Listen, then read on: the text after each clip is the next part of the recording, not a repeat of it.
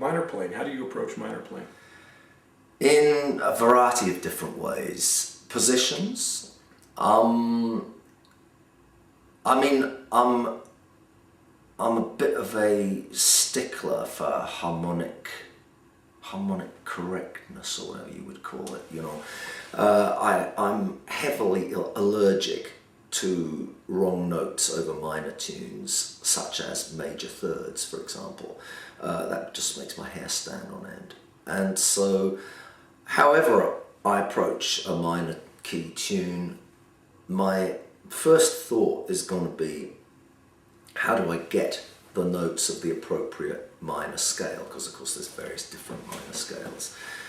And that depends on the tonality of the song, really. It's like, is it a blues with all minor chords, or is it a kind of Thrill Is Gone type tune which has got the 5 chord is a seventh, a regular 7th chord with a major third, or is the 4 chord major or minor? There's both kinds of tunes. Does it use the chords of the parallel major key? Like, you know, some of it's in A minor and some of it's in C major.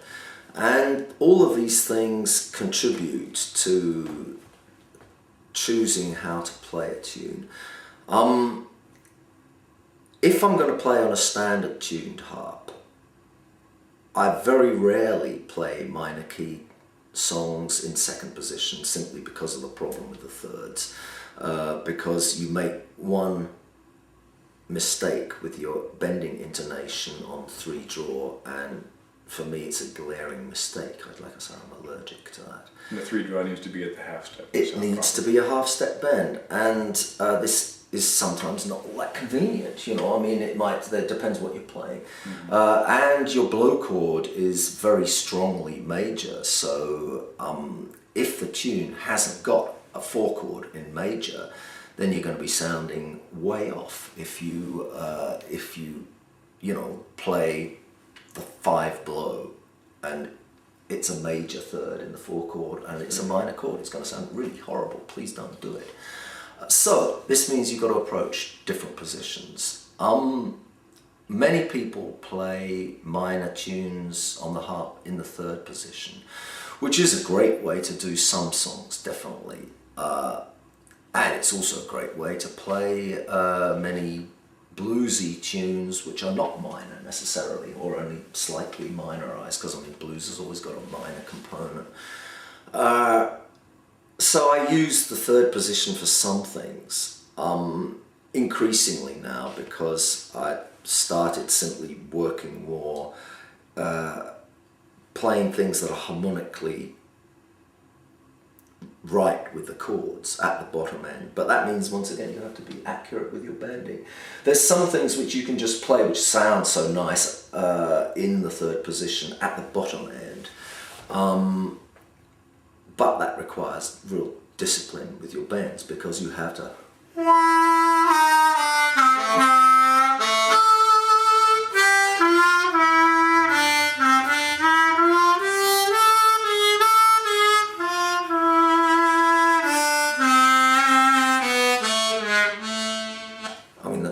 you can move from bluesy into baroque. You can do anything. You can play also, of course, major, you know.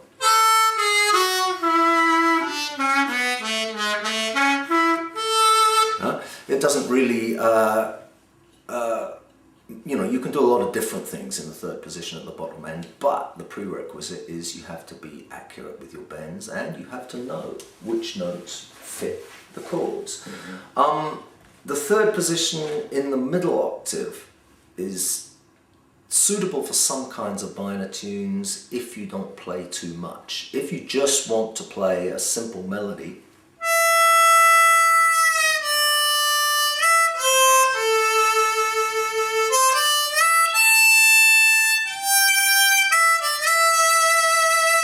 then it's wonderful. But I'm not fond of fast, widdly-diddly 3rd position playing in the middle and upper octaves, because a lot of the time the notes actually may not have anything to do with the chord changes. and many people kind of skate over the chord changes and hope that speed will cover any kind of harmonic dissonances, but I'm not a fan of that myself. So that would be one way of playing minor songs. Some tunes I have played in the fourth position. I played for many years with a friend of mine a version of 16 tons in fourth position, taking 6 draw or 3 draw with a whole tone bend.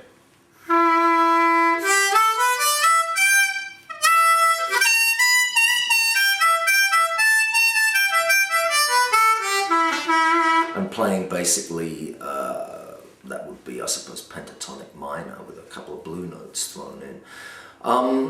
That works with some songs, but it very much depends on the song. I've done a lot of things using the fifth position, but if I play fifth position, which was using 2 blow, 5 blow as my root note,